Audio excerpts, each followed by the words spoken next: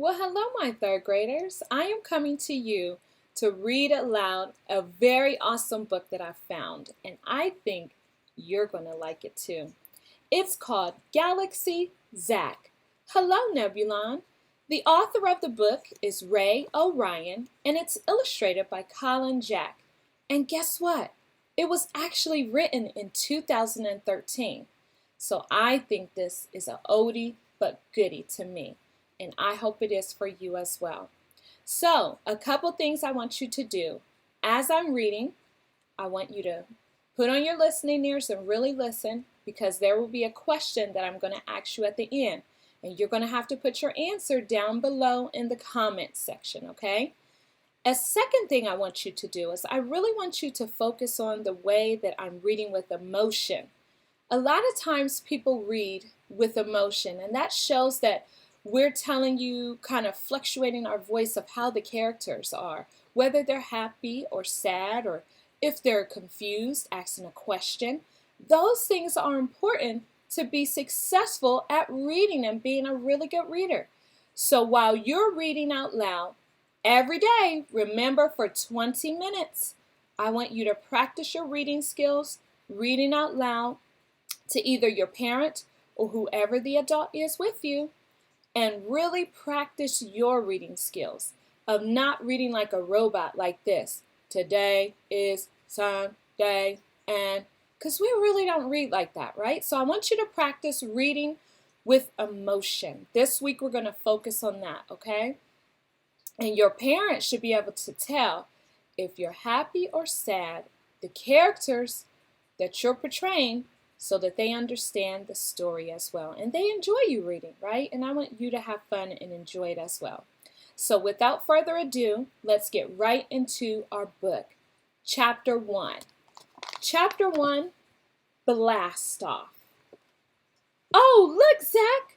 called Shelley Nelson from the front seat of the Nelson space cruiser. She pointed out of the large round windshield in front of her. "It's Venus! And there's Mars!" Sitting in the back seat of the cruiser, 8-year-old Zack Nelson sighed. He knew his mom was just trying to cheer him up, but at the moment, all he wanted to do was go home, to his real home, Earth. Not his new home on some planet called Nebulon. Zack punched a code into the window pad below his window. The glass in the window changed from dark to clear. Billions of stars glittered in the inky blackness behind the window. This was the part of space travel Zack loved. Sure, he could see thousands of stars with his uber-zoom galactic telescope back on Earth. But being out among the stars and planets, seeing them up close, always made Zack happy. Except today, February 11, 2120, Moving Day. Glancing out of his window, Zack looked past Venus and Mars. He had visited both planets many of times. His family had often taken weekend trips to low-gravity amusement park on Venus, and they had always gone to the beaches at the Red Planet Resort on Mars for spring break. But today, all Zack could see was Earth. The tiny blue and white ball grew smaller and smaller in the window. The Nelson space cruiser zoomed further away from the only home Zack had ever known. Zack's dad, Otto, was up in front, in the pilot seats, steering the cruiser. "How you doing back there, Captain?" he asked. Zack smiled. He was years away from getting his pilot's license, but his dad always called him Captain whenever the family took a space trip. "I guess I'm okay," mumbled Zack. "He's just sad because—" began Charlotte. "He's going to miss Bert," Kathy continued, "and Luna," they said together. Charlotte and Kathy Nelson were Zack's 11-year-old identical sisters. They often spoke as if they were one person. They sat side by side in the seat next to Zack, finishing each other's sentences. Zack's sister had round faces with freckles. They both had flaming red hair like their father. Charlotte kept her hair in a ponytail. Kathy wore her hair in two braided pigtails. That was the only way most people could tell them apart. "You'll still be able to talk to Bert, honey," Zack's mom said. Bert was Zack's best friend on earth. Between video chats and emails, it'll almost be like you never left.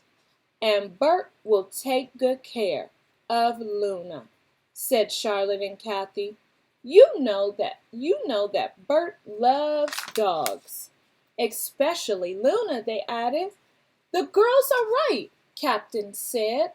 "Captain," said Dad. Luna will join us as soon as we get settled on Nebulon. Then the whole family will be together again." Zack just shrugged and stared out the window, watching Earth grow tinier by the seconds.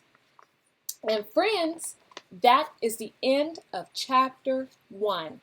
So I hope this has sparked your interest for you to want to see more videos about this awesome book, because it is truly going to really take us to a special place called Galaxy Zack. Now, one thing that I do like about this book that I wanted to share with you, that as you're reading the pages, it gives you silly writing, kind of the way that the author did it. And it kind of makes the story go in a diagonal way. So it's really cool, and I wanted to share those pages with you. So, get your book, read for 20 minutes, and please put your answer down below to the question. How did Zack feel leaving his home on Earth and going to a new galaxy called Nebulon? How did Zack feel leaving Earth and going to his new home on planet Nebulon? All right, I'll talk to you next time. It was awesome being with you.